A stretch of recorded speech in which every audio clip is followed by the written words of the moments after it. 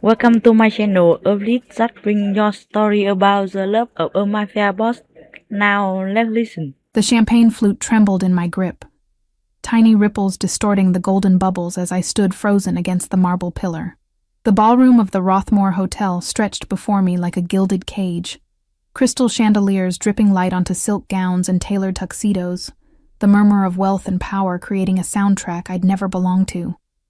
I was invisible here, just another server in a crisp white shirt and black bow tie, holding a tray of drinks I could never afford to taste. The air smelled of expensive perfume and older money, with undertones of orchids from the elaborate centerpieces. My feet ached in the cheap heels I'd bought at a discount store, 2 sizes too small because they were all I could afford after paying this month's rent on my studio apartment. 3 years of working catering jobs, and I still felt like an imposter every time I stepped into these glittering worlds. "Emma, table 7 needs refills," Susan hissed as she breezed past, her tray perfectly balanced. She'd been doing this for a decade and moved through the crowd like she belonged. I nodded, weaving between clusters of guests, keeping my eyes down, staying invisible. That was the trick. Be present but unseen, useful but forgettable. I was halfway across the ballroom when I saw him. Marcus stood near the bar, his hand possessively wrapped around a redhead's waist, his laugh carrying over the classical music. My ex-boyfriend, the man who'd drained my savings account, stolen my grandmother's ring, and disappeared 6 months ago, leaving me with nothing but debt and a restraining order that apparently meant nothing. Ice flooded my veins, the tray wobbled. His eyes found mine across the room, and his smile sharpened into something predatory. He whispered something to the redhead, his gaze never leaving me. She laughed, touching his chest in a gesture so familiar it made my stomach turn. He'd looked at me that way once, before I'd discovered he was married, before I'd learned about the other women, before everything shattered. He started moving toward me. Panic seized my throat. The restraining order. I had a restraining order. But who would believe me here, in this palace of privilege, dressed as staff while he wore a designer suit that probably cost more than my annual rent? My fingers went numb around the tray. I turned sharply, desperate to disappear into the service hallway, and collided with something solid. The tray flew from my hands, champagne flutes spinning through the air in a horrible ballet of crystal and liquid. Time stretched as I watched them arc toward the floor, and toward the man I just crashed into. Except they didn't hit the floor. A hand shot out with impossible speed, catching 2 glasses mid-flight. Another person, a massive man in a black suit with an earpiece, caught 2 more. The rest shattered against the marble in an explosion of crystal and champagne that seemed to echo through the entire ballroom. Silence fell like a guillotine blade. I looked up and up, into the coldest eyes I'd ever seen. The man I'd collided with stood perfectly still, his black suit immaculate except for the champagne now soaking his left shoulder and lapel. His features were carved from marble. Sharp jaw, aristocratic nose, dark hair swept back from a face that belonged on ancient coins. But it was his eyes that paralyzed me. Gray as winter storms, assessing me with the kind of focus that suggested he saw everything, missed nothing, forgot even less. He was surrounded by men in black suits, all of them frozen, hands moving toward their jackets in a synchronized movement that made my blood run cold. The massive man who'd caught the glasses stood closest, his expression promising violence, waiting for a signal. "I'm so sorry," I gasped, the words tumbling out in a rush of terror. "I'm so sorry. I didn't see. I'll pay for cleaning. Quiet." One word, delivered in a voice like silk over steel. Not loud, but absolute. Everyone in the immediate vicinity had stopped moving, stopped talking, stopped breathing. The air pressure in the room seemed to change. Somewhere behind me, I heard Marcus's footsteps stop. The man tilted his head slightly, studying me with an intensity that made me feel stripped bare.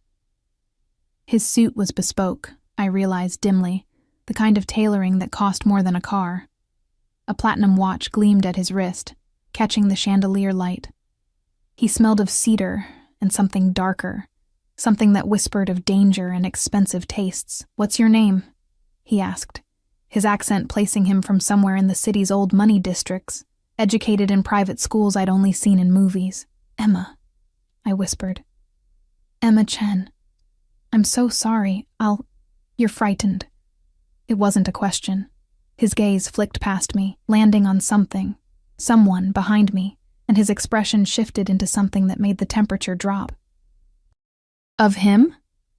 I didn't need to turn to know he meant Marcus. I could feel my ex's presence like a stain on my peripheral vision. I have a restraining order, I heard myself say, though I had no idea why I was telling this terrifying stranger my problems.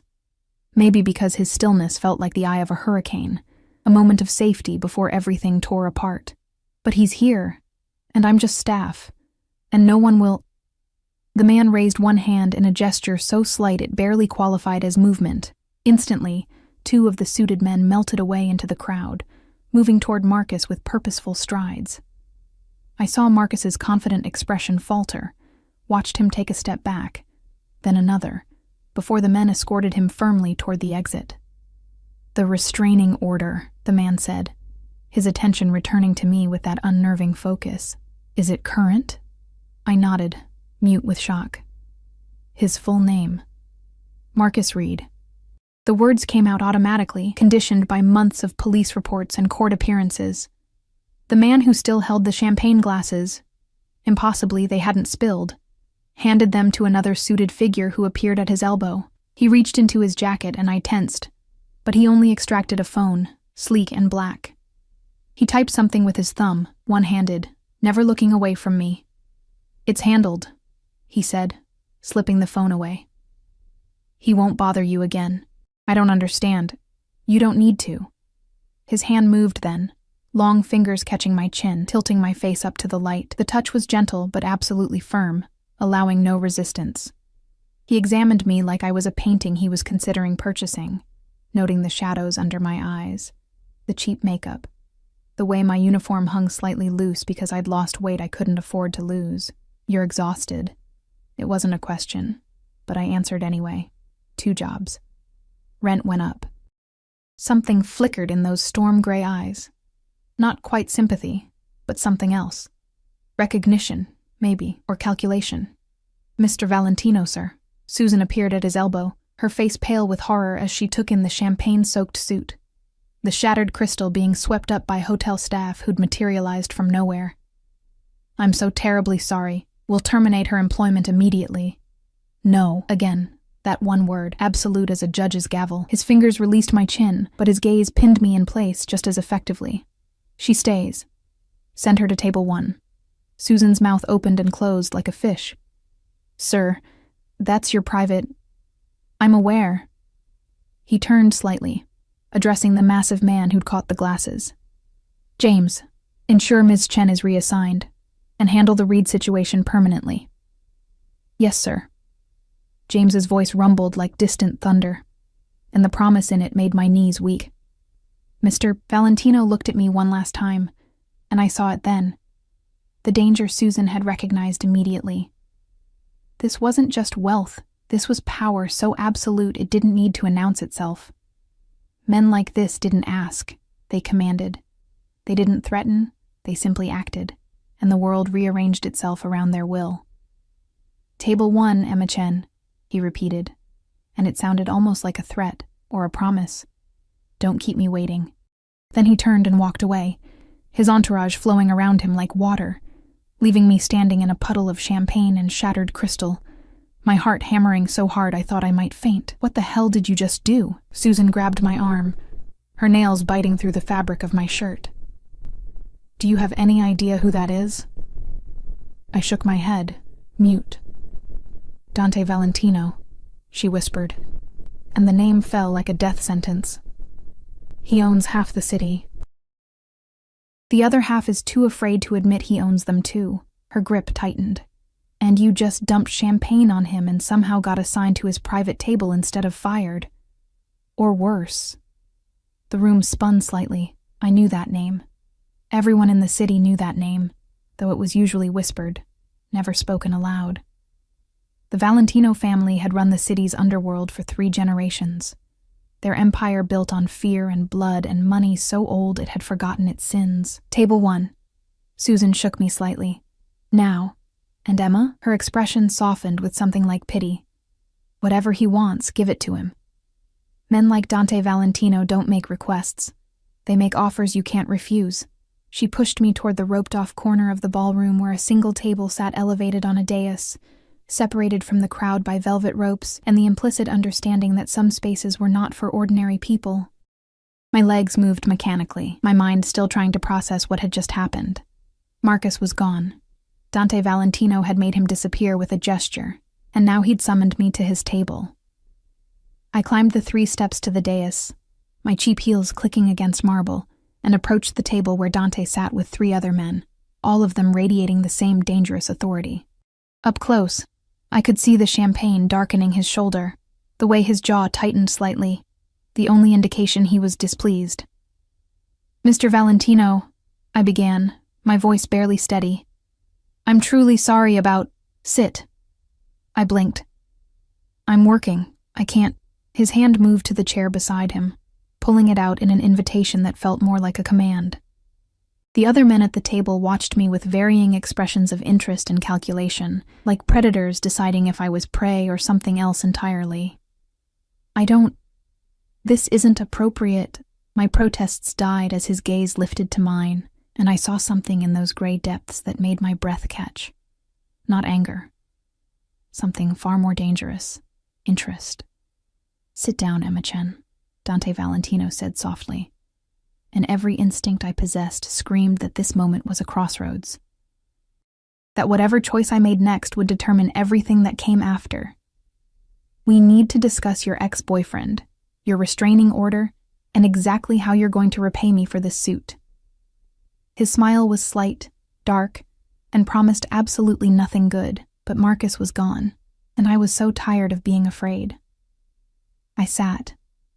The chair was more comfortable than anything I'd ever sat in, upholstered in butter-soft leather that probably cost more than my monthly salary. I perched on the edge, hyper-aware of the 3 other men at the table who'd stopped their conversation the moment I sat down. The air here smelled different, richer, headier, with undertones of cigar smoke and cologne that didn't come from department stores. Dante lifted one finger, and a server I'd never seen before materialized with a fresh jacket draped over his arm. The exchange happened in silence, practiced and efficient. Dante stood, shrugging out of the champagne-soaked jacket with fluid grace, revealing a vest that hugged his frame with precision tailoring. For a moment, as he moved, I caught the edge of something dark beneath the vest. A holster, my mind supplied with sickening clarity. He was armed, at a charity gala, in the middle of the Rothmore Hotel. Of course he was. "Relax," he said, settling back into his chair after donning the fresh jacket. He'd caught me staring. "You look like you're about to bolt." "I'm working," I managed, gripping my hands together in my lap to stop them from shaking. "I shouldn't be sitting here. Susan will do exactly as she's told." Dante's attention shifted to one of the men across the table, older with silver threading through his dark hair. "Marco, status on the Reed situation?" Marco glanced at his phone, his expression neutral. "Subject was escorted from the premises. Background check is running now. Should have a full report within the hour, including current address, employment, known associates, and all violations of the restraining order." He looked at me then, something almost kind in his weathered features. "How long has he been bothering you, miss?" My throat closed. 6 months, since I got the restraining order. And before that? Dante's voice was still soft, but there was steel underneath now, cold and sharp. "A year. We dated for a year before I found out he was married, and had a girlfriend, and had stolen $40,000 from my bank account." The words tumbled out before I could stop them, shame burning my cheeks. I was stupid. He said he loved me, and I believed him. "You weren't stupid," the third man said, younger than the others, with kind eyes behind expensive frames. "You were trusting. Different thing entirely." He extended his hand across the table. "Anthony Valentino, Dante's cousin, and you've already met Marco, his head of security." I shook his hand automatically, my mind reeling. Head of security. These weren't just business associates or friends. This was Dante's inner circle, the people who made problems disappear. The 4th chair? I asked before I could stop myself, noting the empty seat to Dante's left. James is handling your ex, Dante said, and the casual way he said it made my stomach flip. He's thorough. I don't want anyone hurt, I said quickly, panic rising. The restraining order, it's legal. I just need him to leave me alone. No one will be hurt, Dante interrupted, but his smile suggested his definition of hurt might be negotiable. Unless he violates the order again. Then we'll revisit the conversation. He leaned back, studying me with that unnerving focus. Tell me, Emma-chan, what do you do when you're not spilling champagne on dangerous men? The shift in topic threw me. I work here, and at a diner on 5th Street. Morning and evening shifts. Education? 2 years of college, business degree. I swallowed. I had to drop out when my grandmother got sick. Medical bills. Something flickered across his face, recognition maybe, or understanding. Family? Just me now. She passed last year. The words still hurt.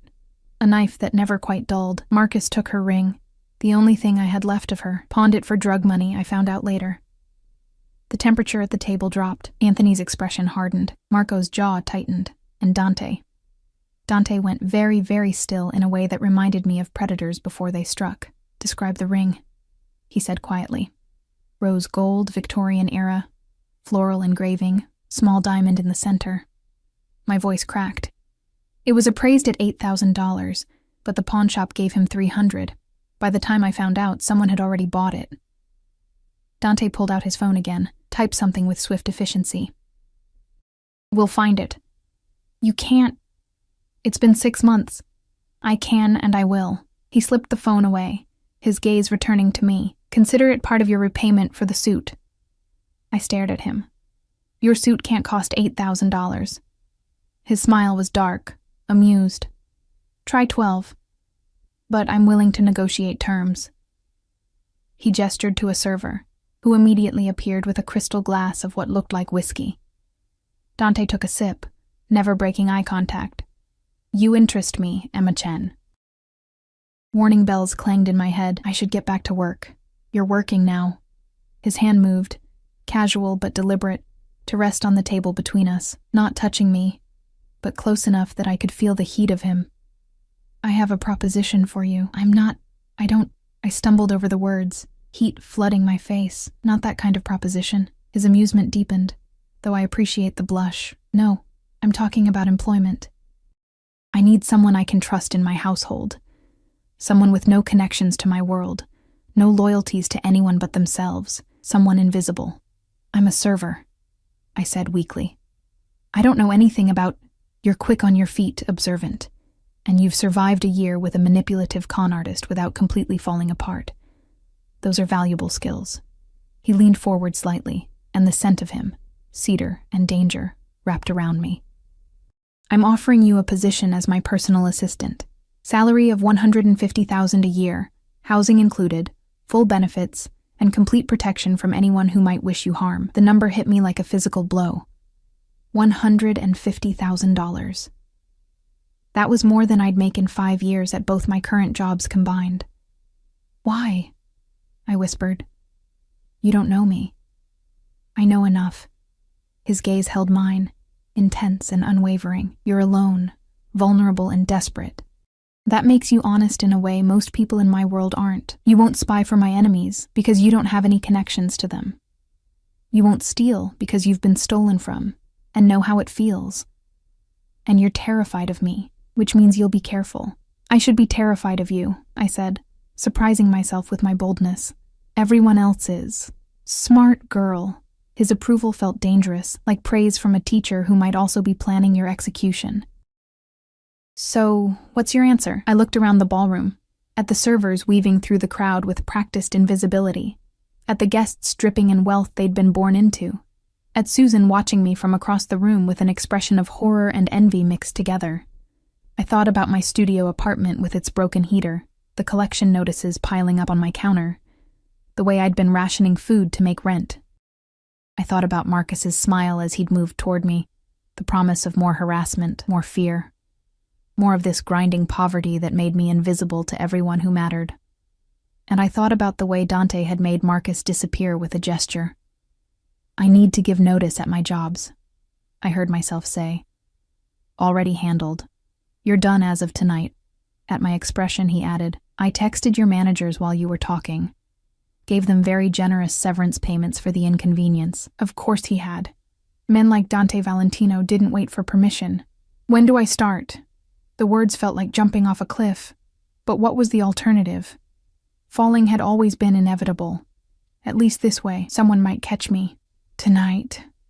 He stood, and instantly Marco and Anthony rose with him, a choreographed movement that spoke of years of practice. "James will drive you home to collect your belongings. You'll stay in the guest house on my estate until we determine the full extent of Reed's activities and ensure your safety. I can't just... Tonight? I floundered, trying to think of obligations, reasons to resist, but there was nothing. No family, no friends I'd kept after Marcus had isolated me, no life worth protecting. "You can, and you will." Dante's hand extended toward me, an invitation to stand, to step into his world. "Unless you'd prefer to go back to your apartment, where Marcus knows the address, and hope the restraining order protects you." My hand was in his before I consciously decided to move, his fingers closing around mine with gentle, inexorable pressure.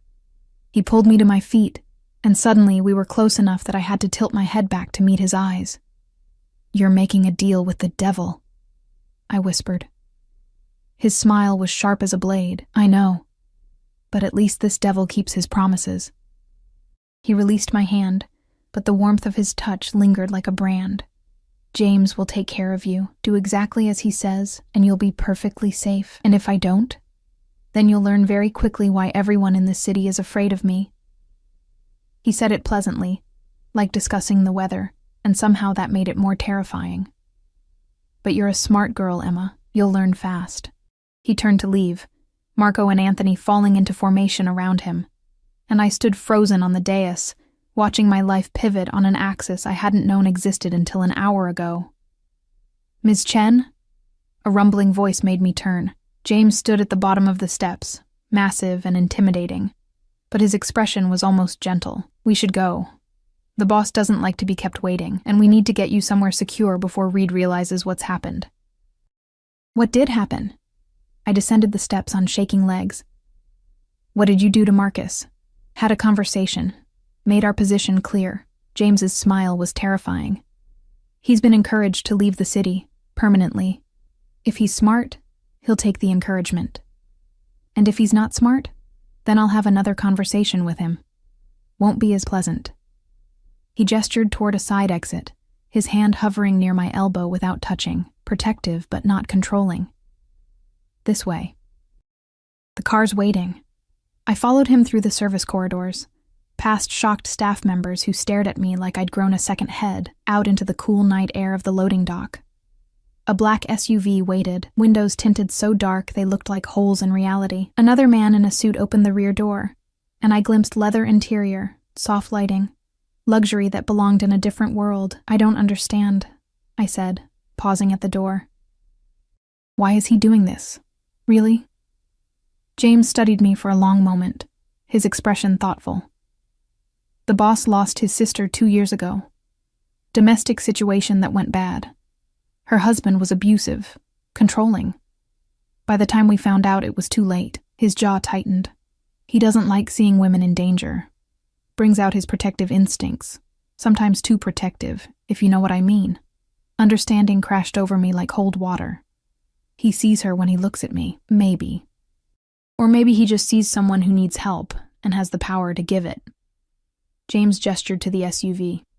"Either way, you're safer with him than without him. That's not a threat, Ms. Chen. That's just reality in this city." I climbed into the SUV, sinking into leather seats that probably cost more than my entire apartment's furniture combined. The door closed with a solid thunk that spoke of armoring, of protection, of a barrier between me and the rest of the world. Through the tinted window, I watched the Rothmore Hotel recede as James pulled into traffic, handling the massive vehicle with practiced ease.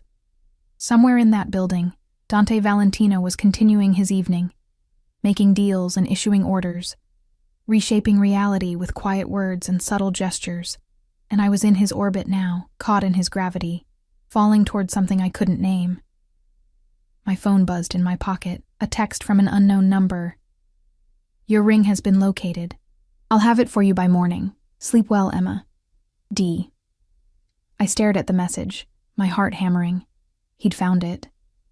In less than an hour, he'd found my grandmother's ring, the one piece of her I thought I'd lost forever. Another text followed. "Welcome to my world. Try not to spill anything else on me."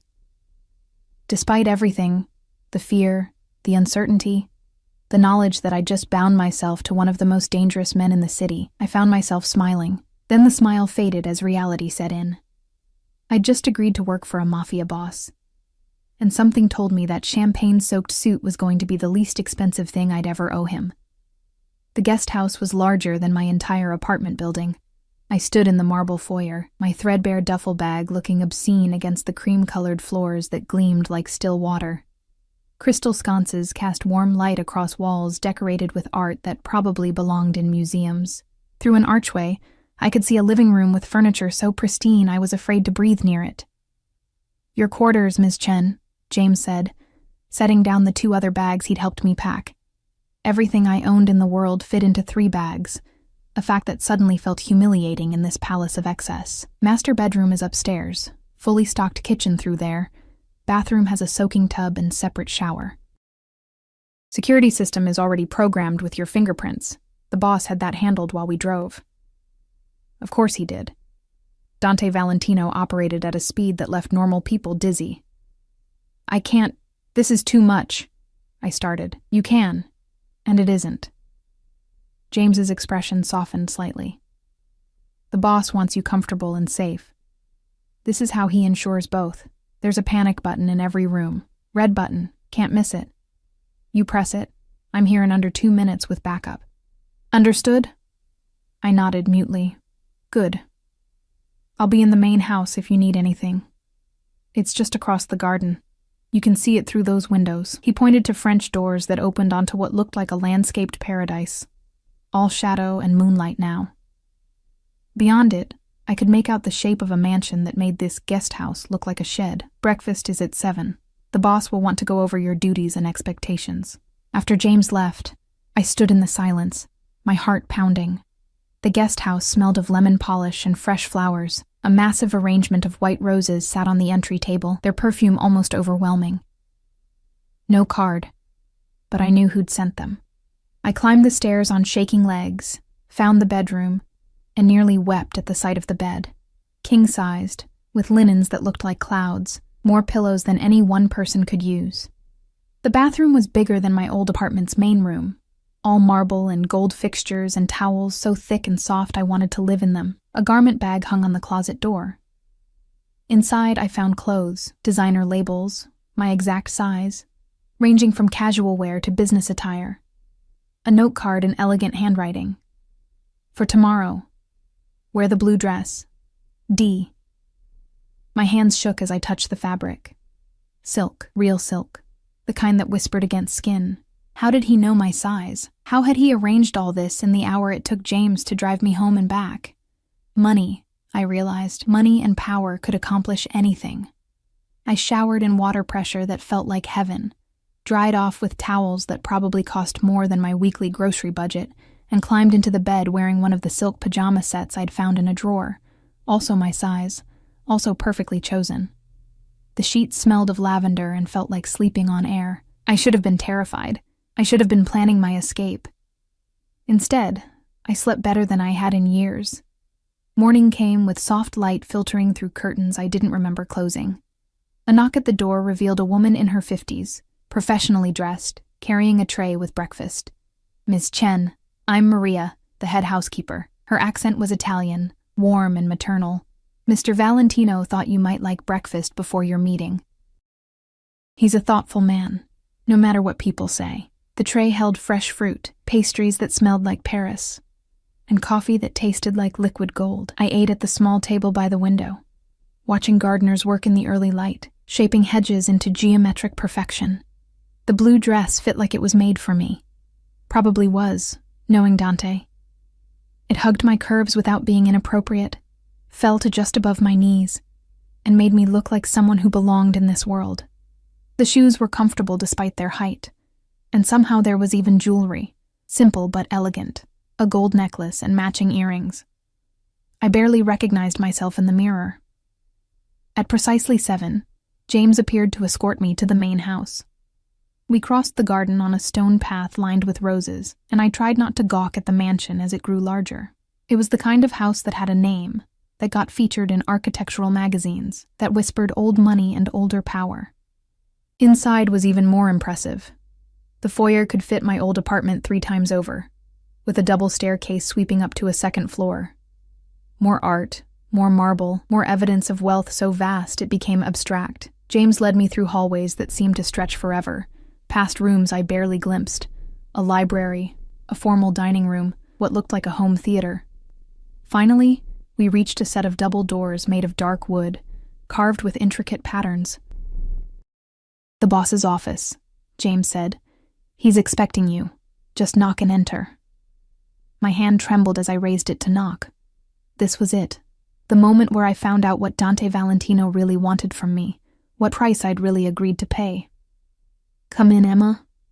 His voice carried through the door, rich and commanding. I pushed the door open and stepped into controlled chaos. The office was enormous, dominated by a desk that looked like it cost more than a car. Papers covered every surface. Multiple computer screens displayed what looked like stock tickers and security feeds, and the walls were lined with file cabinets and bookshelves.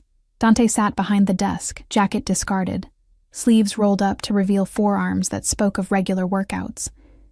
He was reading something on his phone, his expression focused, and didn't look up immediately. This, I realized, was Dante in his element, not the polished socialite from last night, but the man who ran an empire. "Sit," he said without looking up. Not rude, just efficient. I sat in one of the leather chairs facing the desk, my hands folded in my lap, trying not to fidget. The office smelled of coffee and leather and something else, gunpowder maybe, though that could have been my imagination. He set down his phone and finally looked at me, and something flickered in his gray eyes. Approval, maybe. "The dress suits you. Thank you. For everything. The clothes, the guest house, the—" "Don't thank me yet. You haven't heard what I need from you." He stood, moving to a sideboard where a coffee service waited. "Coffee?" "And yes, that's an order, not a question. You look like you need it." He poured 2 cups with practiced ease, added cream to mine without asking. How did he know? And returned, setting my cup in front of me before settling back into his chair. The casual domesticity of it was jarring, coming from a man who'd made my ex-boyfriend disappear with a gesture. "Your duties," he began, "all business now. You'll manage my personal schedule, handle correspondence that doesn't require Marco's security clearance, and act as my companion at social events that need a softer presence." Companion? The word felt loaded with implications. "Not like that. I'm not buying you, Emma." His expression hardened slightly. "I need someone at my side who doesn't have ties to my world, who can move through social circles without triggering suspicion. Someone who looks harmless, normal, approachable. You'll attend galas, charity events, business dinners. You'll smile, make small talk, and report anything unusual you observe. You want me to spy for you. I want you to be my eyes and ears in places where my reputation precedes me. There's a difference." He sipped his coffee, studying me over the rim. "You'll also live here, in the guest house. Non-negotiable. I need you close, and you need the protection my home provides." "From Marcus?" "From everyone." His expression turned grim. "The moment you stepped into my world, you became a potential target. My enemies will see you as leverage, a weakness they can exploit. Living here keeps you safe and makes it clear you're under my protection." The weight of that settled over me like a heavy blanket. I didn't ask for this. "No, you asked to escape your ex-boyfriend. I provided that. This is the price." He set down his cup, his gaze intense. "I'm not a good man, Emma. Don't make the mistake of thinking I am. But I keep my people safe, and as of last night, you're my people. That means something." Before I could respond, his phone buzzed. He glanced at it, and satisfaction flickered across his face. "Your ring." He pulled open a drawer and extracted a small velvet box, sliding it across the desk. My hands shook as I opened it. There, nestled in silk, was my grandmother's ring, rose gold gleaming, the tiny diamond catching the light. I'd thought I'd never see it again, thought it was lost forever in the city's pawnshop underground. "How?" I whispered, tears burning my eyes. I made it clear to every pawnshop, jeweler, and fence in the city that I wanted this ring, and that anyone who helped find it would be rewarded. Anyone who'd had it and didn't come forward would be less fortunate. His smile was sharp. It was located in a private collection by midnight. The collector was happy to return it when I explained the situation. I slipped the ring onto my finger. It still fit perfectly, and felt something break loose in my chest. "You didn't have to do this." "I did, actually. You're mine to protect now, and that means returning what was stolen from you." He stood, moving around the desk to stand in front of me. Up close, I could see the fine lines at the corners of his eyes, the shadow of stubble along his jaw, the way his collar was slightly loosened, small imperfections that made him feel more real, more dangerous. "Say it," he commanded softly. "Say what?" "That you understand what you've agreed to. That you know there's no going back from this." His hand moved to cup my chin, tilting my face up the way he had last night, and I felt the same electric shock of contact. "Once you're mine, Emma, you stay mine. I don't share, and I don't let go easily." The possessiveness in his voice should have terrified me. Instead, something dark and long-buried stirred in my chest. Relief, maybe, at being claimed, at mattering to someone powerful enough to make the world bend. "I understand," I whispered. "Good girl." The praise went straight to somewhere low in my belly, warming me in ways I didn't want to examine. He released my chin, stepping back. All business again. "Maria will show you to your office. It's connected to mine through that door. You'll find everything you need there. This afternoon, we have a meeting with the Castellano family. You'll attend as my companion." "The Castellano family?" His smile turned predatory. "One of my business rivals. They've been encroaching on territory that belongs to me.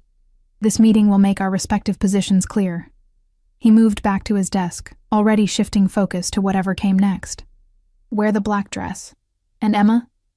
He looked up, pinning me with those storm-gray eyes. "Stay close to me during the meeting.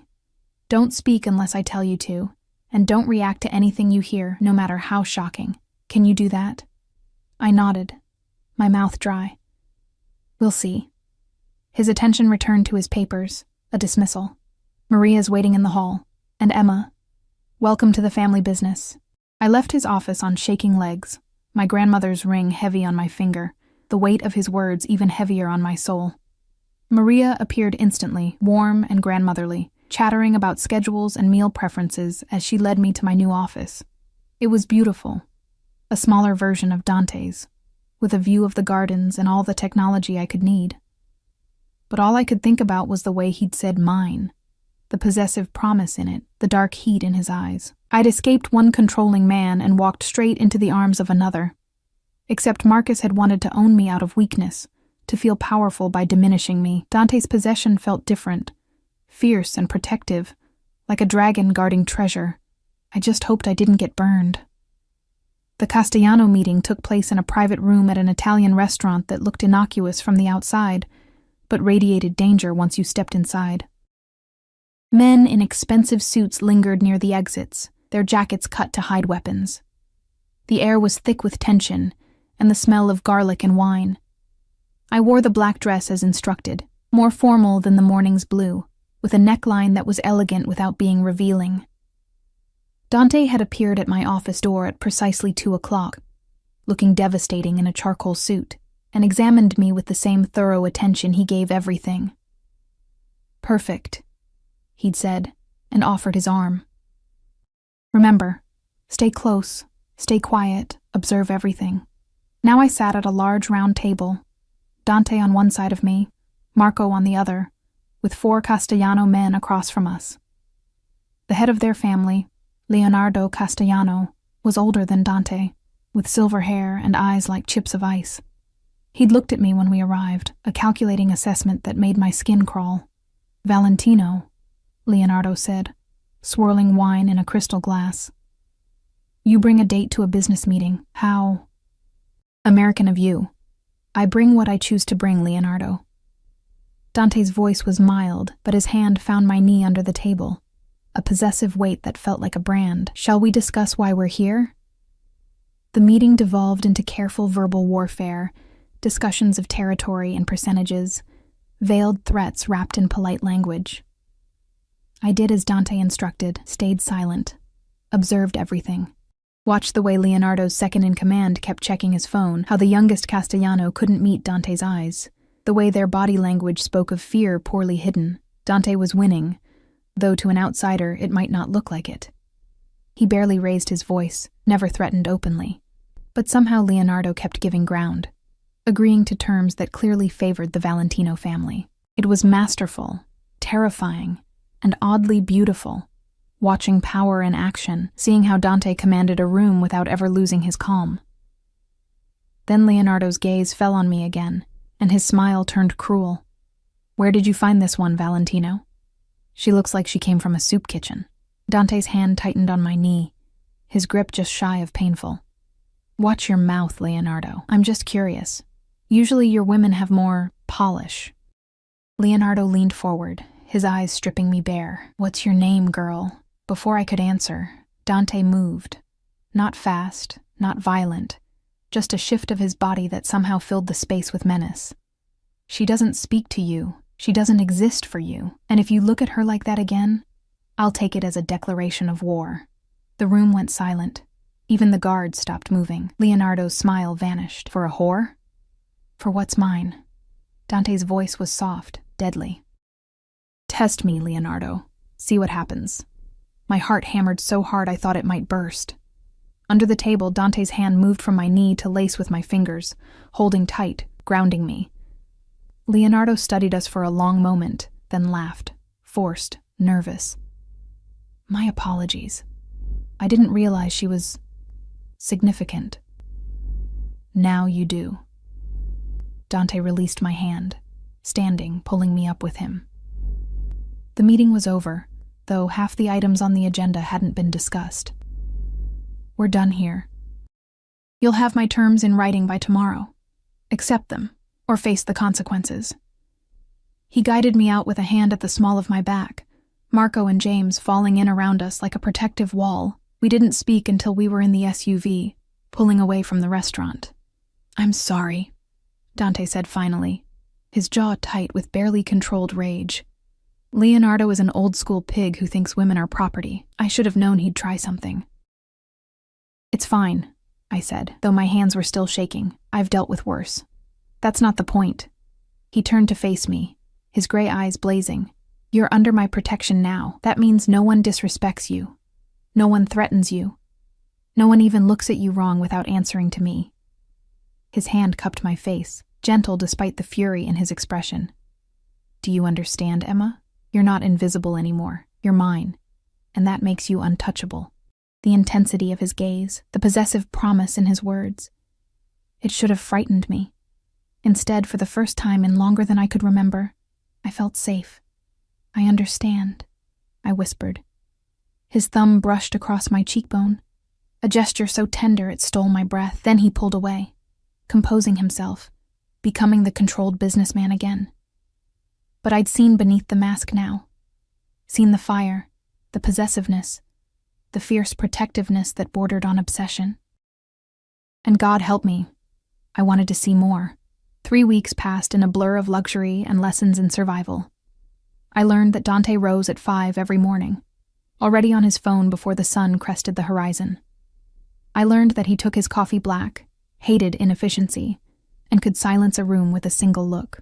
I learned the names of his enemies, his allies, and the vast gray area in between where most of the city's power players resided.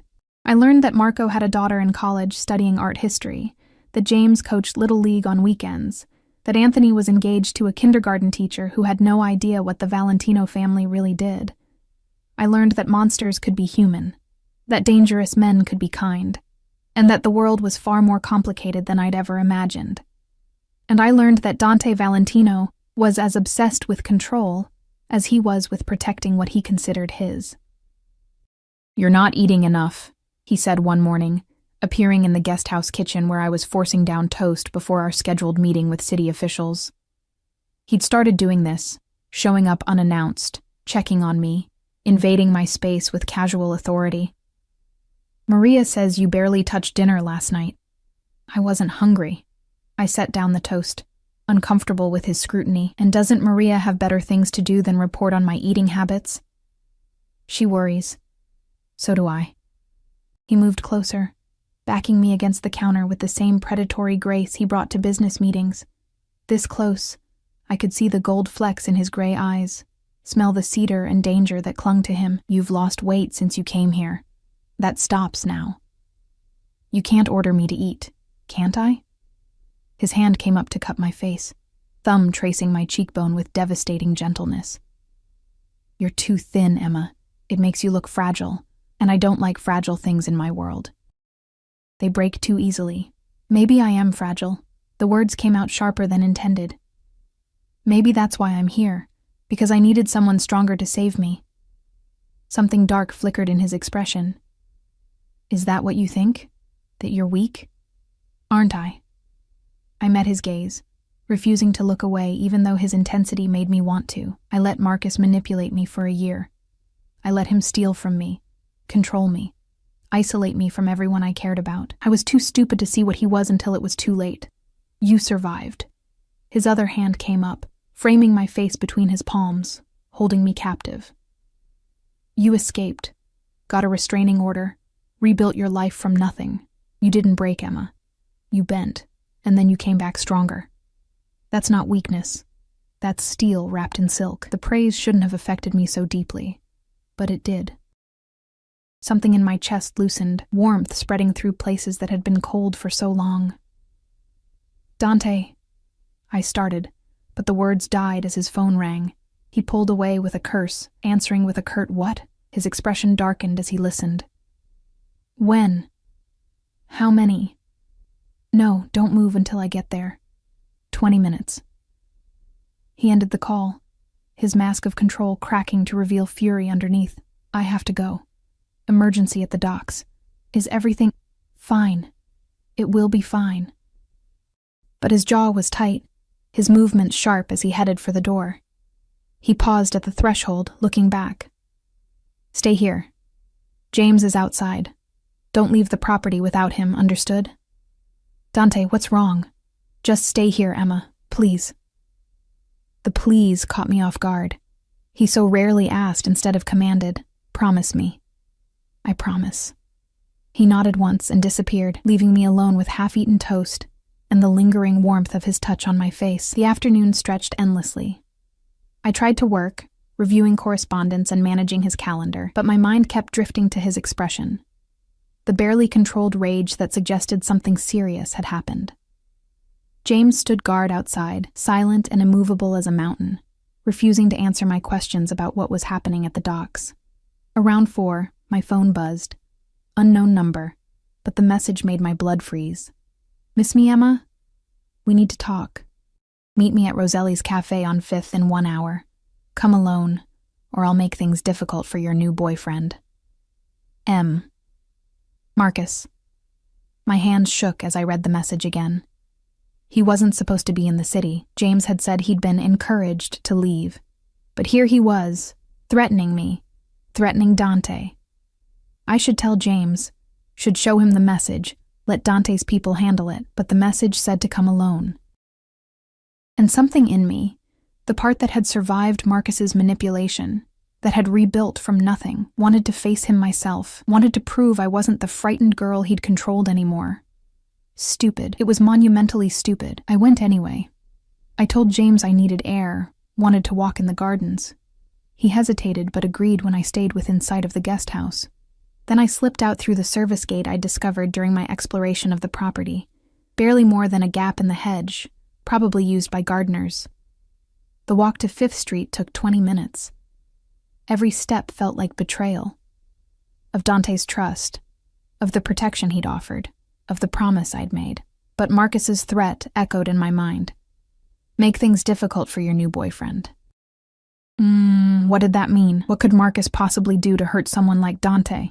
Roselli's Cafe was a small Italian place I'd worked near before, cheap and cheerful with red checkered tablecloths. Marcus sat at a corner table looking worse than I remembered, thinner, with shadows under his eyes and a nervous energy that set off alarm bells. Emma. He stood as I approached, his smile the same charming one that had fooled me for so long. You look amazing. Money agrees with you. What do you want, Marcus? I stayed standing, ready to run. You're violating the restraining order just by being here. I wanted to warn you. He gestured to the chair across from him. Please sit, this is important. Against my better judgment, I sat, every muscle tense. Warn me about what? About Dante Valentino. Marcus leaned forward, his expression earnest, too earnest, the way it always got when he was lying. Emma, do you have any idea who that man is? What he's capable of? I know exactly who he is. Do you? Do you know how many people have disappeared after crossing him? How many bodies they've pulled out of the harbor with Valentino calling cards? His hand reached across the table toward mine. I jerked back. He's not a businessman, Emma. He's a monster. And he's using you. You're one to talk about using people. Anger burned through my fear. You stole $40,000 from me, Marcus. You stole my grandmother's ring. You lied to me for a year while you were married to someone else. Why should I believe anything you say? Because I'm trying to save your life. His voice rose, drawing looks from other patrons. He lowered it, leaning closer. I made mistakes, okay? I was in a bad place, owed some bad people money, but I never would have hurt you. Not like Valentino will. Dante got my grandmother's ring back. I pulled my hand up, showing him the rose gold gleaming on my finger. In less than a day, he found what you stole and returned it to me. What have you ever given me besides debt and heartbreak? Marcus's expression darkened. He's not doing this out of kindness, Emma. Men like Valentino don't do anything without expecting something in return. What did he ask for? What price did you agree to pay? That's none of your business. It is when you're walking into a trap. He pulled out his phone, swiped through photos, and showed me the screen. Recognize her? The photo showed a young woman, beautiful, with dark hair and eyes full of life. She stood next to a younger version of Dante, both of them laughing at something off camera. His sister, I said, remembering what James had told me. She died 2 years ago. She didn't just die. She was murdered by her husband when she tried to leave him. Marcus swiped to another photo, this one of the woman covered in bruises, her face barely recognizable. My stomach turned. Valentino blamed himself for not protecting her. Now he collects broken women like trophies, convinces himself he's saving them. You're not special, Emma. You're just his latest project, his way of assuaging guilt. The words hit like physical blows, finding all my deepest insecurities and twisting. Was Marcus right? Was I just a replacement for a dead sister? A guilt offering? A project?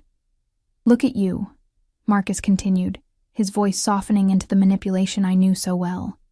You're wearing designer clothes, living in a mansion, playing house with a criminal.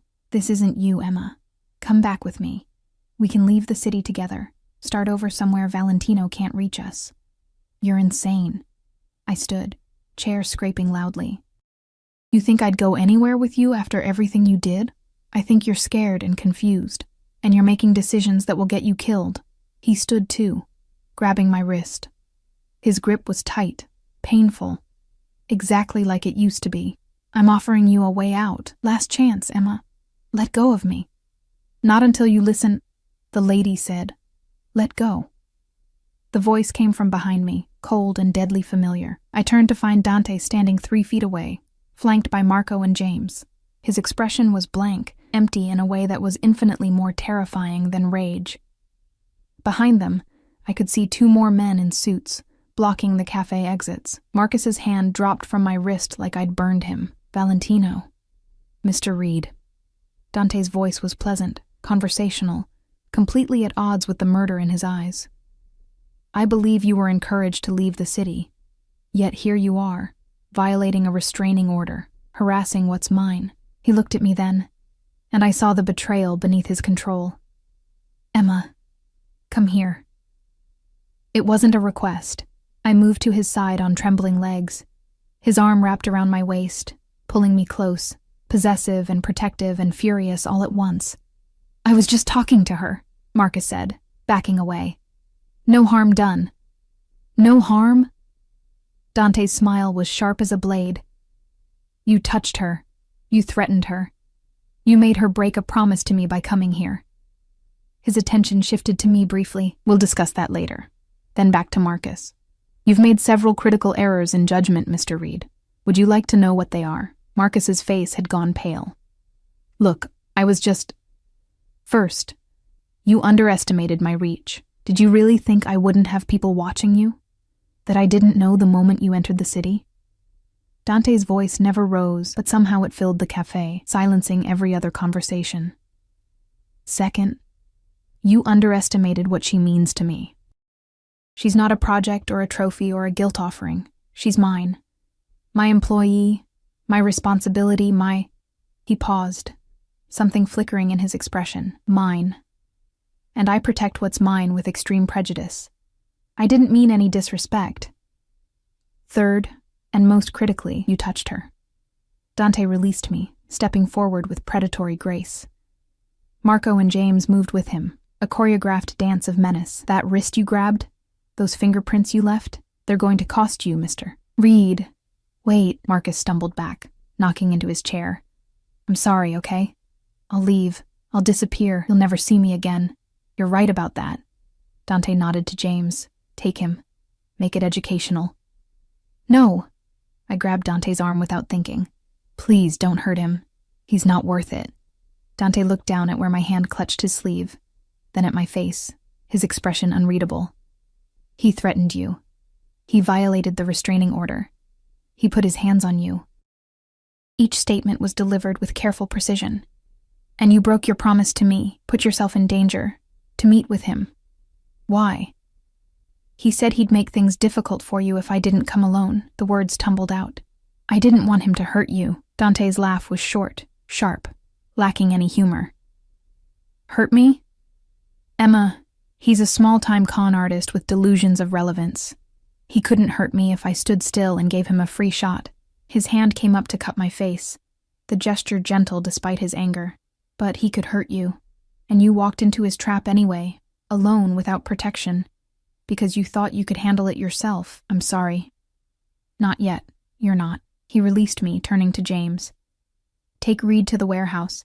Standard treatment for restraining order violations. And James, make sure he understands that if he ever comes within 100 miles of this city again, next time won't be educational. James hauled Marcus toward the exit, the con artist's protests fading as they disappeared into a black SUV outside. The cafe's other patrons had suddenly found their meals fascinating, everyone carefully not watching the scene unfolding. Dante took my arm, not roughly but with unmistakable authority, and guided me out to his own vehicle. We drove in silence, the tension so thick I could barely breathe. Marco sat in the front with the driver, occasionally glancing back with an expression that might have been sympathy. When we reached the estate, Dante didn't take me to the guest house. Instead, he led me into the main house, through hallways I'd never seen, to a room that could only be his private study. Darker than his office, more personal, with leather furniture and shelves of first editions and a massive desk that suggested this was where he did his real work. He closed the door with deliberate care, then turned to face me. Explain, he said quietly. The silence stretched between us like a chasm. Dante stood with his back to the door, hands in his pockets, his expression carefully neutral, which was somehow worse than anger. In the low lamplight of his study, he looked less like the polished businessman and more like what he truly was, a predator deciding whether I was prey or something else entirely. I thought I could handle it, I said finally, my voice small. Marcus said he'd make things difficult for you if I didn't come alone. I thought I could make him leave, convince him to go away without involving you. So you broke your promise, left the safety of my home, and walked into an obvious trap. His voice was too calm, too controlled. Do you have any idea what could have happened? What he could have done to you? He's just Marcus. He's a desperate man with nothing to lose who knows you're connected to me. Dante moved then, closing the distance between us with 3 long strides. His hands gripped my shoulders, not painful, but firm enough that I couldn't pull away. Do you know what people would pay for leverage over me? What my enemies would do to someone I've publicly claimed as mine? I didn't think. No, you didn't. You thought you were still invisible. Still that girl who had to solve her own problems because no one else would help. His grip tightened fractionally. But you're not her anymore, Emma. You're mine now. And that means you don't get to throw yourself into danger because you're afraid of being a burden. It means you trust me to handle threats. It means you keep your promises. Tears burned my eyes. Marcus showed me pictures of your sister. He said I was just a replacement, a project to assuage your guilt. He said you collect broken women and convince yourself you're saving them. Something flickered across Dante's face. Pain, quickly masked. His hands dropped from my shoulders, and you believed him.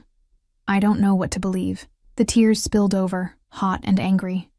Why did you really bring me here, Dante? Was it just about protection, or was Marcus right? Am I just a stand-in for someone you couldn't save?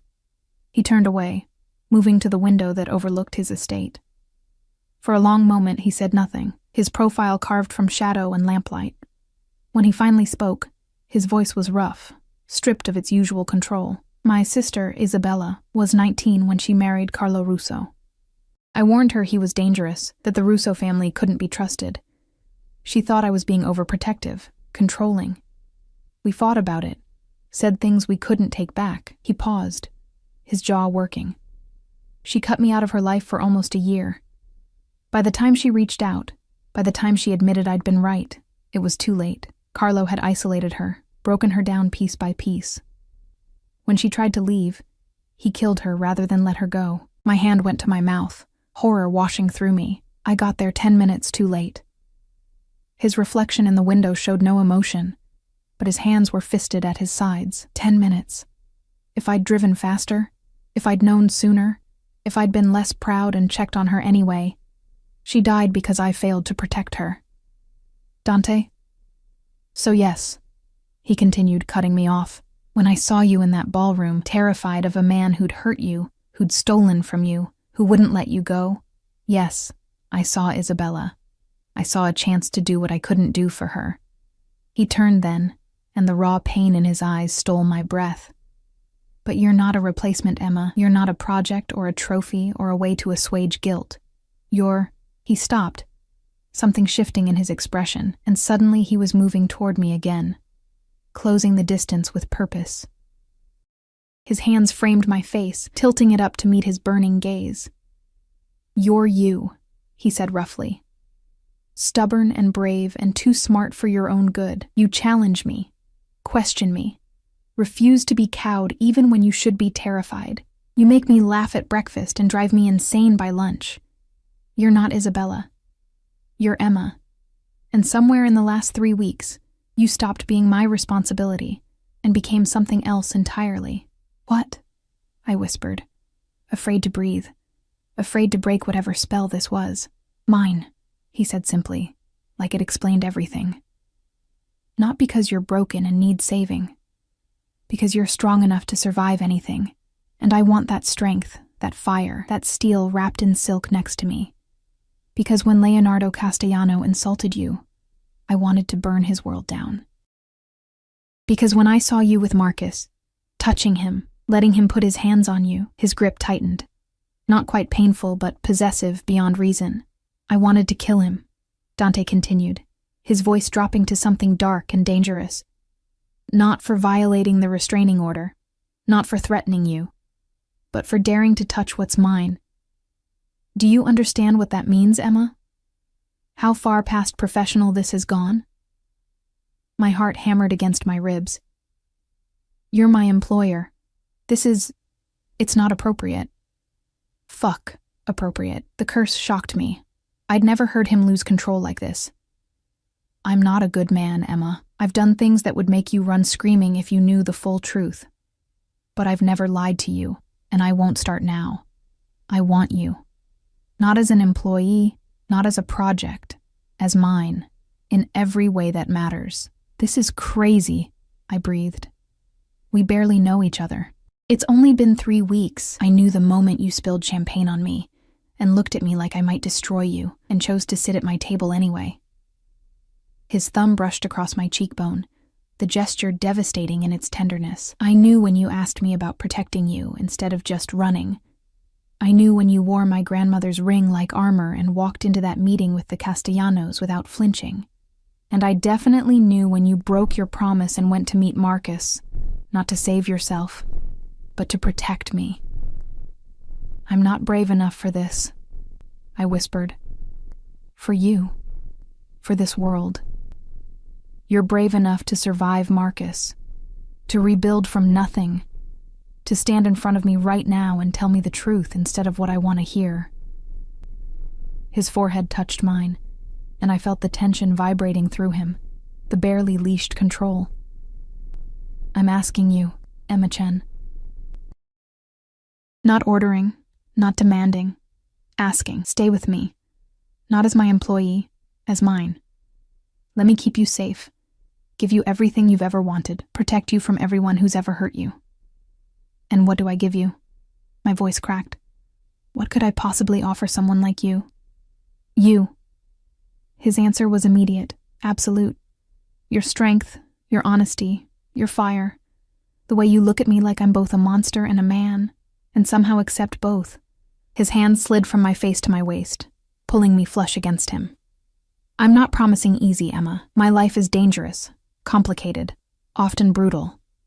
But I swear on Isabella's grave that no one will ever hurt you again, that you'll never be invisible, never be taken for granted, never wonder if you matter. Tears streamed down my face now, my carefully constructed walls crumbling. I'm scared. Good. Fear keeps you smart. His smile was soft, almost tender. But don't be scared of me, Tesoro. Be scared of how far I'll go to keep you. Be scared of what I'll do to anyone who tries to take you from me. Be scared of the fact that I'm never letting you go. Even if you ask me to. That's not healthy, I said. But my hands were fisting in his shirt, holding on instead of pushing away. Probably not. He lowered his head, his lips brushing my temple, my cheekbone, the corner of my mouth. But I've never claimed to be healthy, just honest. And honestly, Emma, I'm obsessed with you, possessive of you, so far past professional boundaries I can't even see them anymore. If that terrifies you, say so now, and I'll step back. I'll keep you safe, keep our arrangement professional, and never touch you like this again. He pulled back slightly, giving me space to breathe, to think, to choose. And that, the fact that he was giving me a choice, even though every line of his body screamed possession, that decided me. I don't want you to step back, I whispered.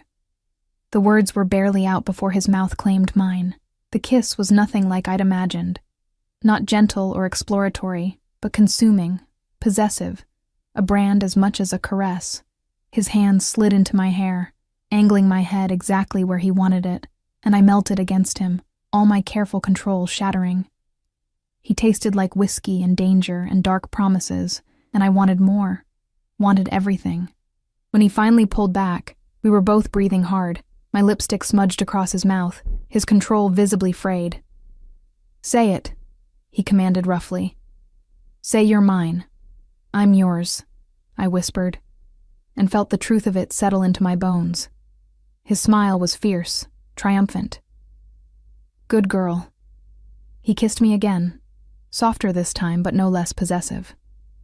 Now we discuss consequences. I blinked, still dizzy from his kiss. Consequences? For breaking your promise. For leaving the estate without protection. For putting yourself in danger. His expression turned stern, though heat still burned in his eyes. I'm not a man who makes idle threats, Emma. If you're mine, you follow my rules. And the first rule is that you don't risk yourself, ever. So, what's my punishment? I tried for defiant, but it came out breathless. His laugh was dark, full of promise. You're staying in the main house from now on. The guest house is too far from my room. I want you where I can reach you, protect you, keep an eye on you. His hand slid down to my waist again, possessive. You'll also have a security detail whenever you leave the property, non-negotiable. That's not a punishment, that's house arrest. His smile turned wicked, perhaps. But you'll get used to it. You'll get used to me, to my need to know where you are, who you're with, that you're safe. You'll get used to belonging to me, Tesoro, because I'm never letting go. It should have felt like a cage. Instead, it felt like the first deep breath I'd taken in years. Okay, I said simply. Something softened in his expression. Okay?